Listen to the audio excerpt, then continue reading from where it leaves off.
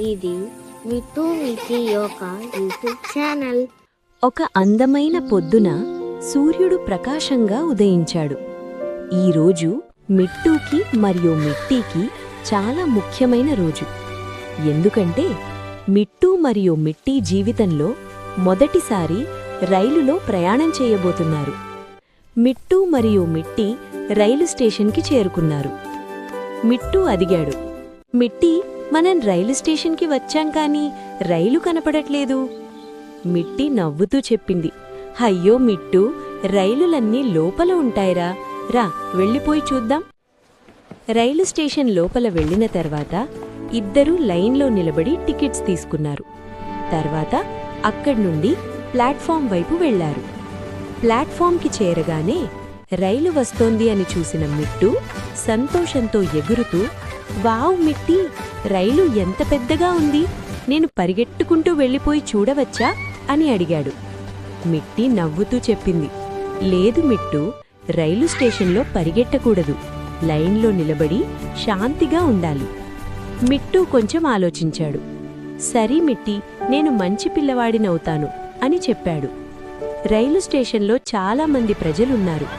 అమ్మ, నాన్న, పిల్లలు అందరూ వారి వారి ప్రయాణం కోసం సిద్ధంగా ఉన్నారు.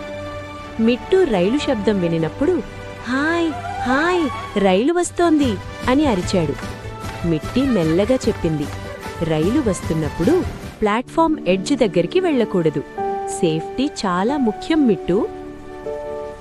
రైలు వచ్చి నిలిచింది. మిట్టూ మొదటిసారి రైలు లోపల అడుగుపెట్టాడు.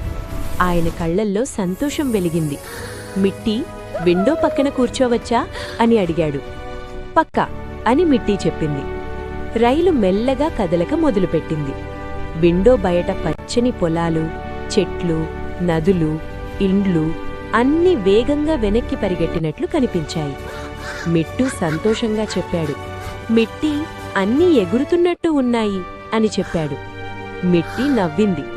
అదే ప్రయాణమంటే మిట్టూ, శాంతిగా చూస్తే చాలా అందంగా ఉంటుంది.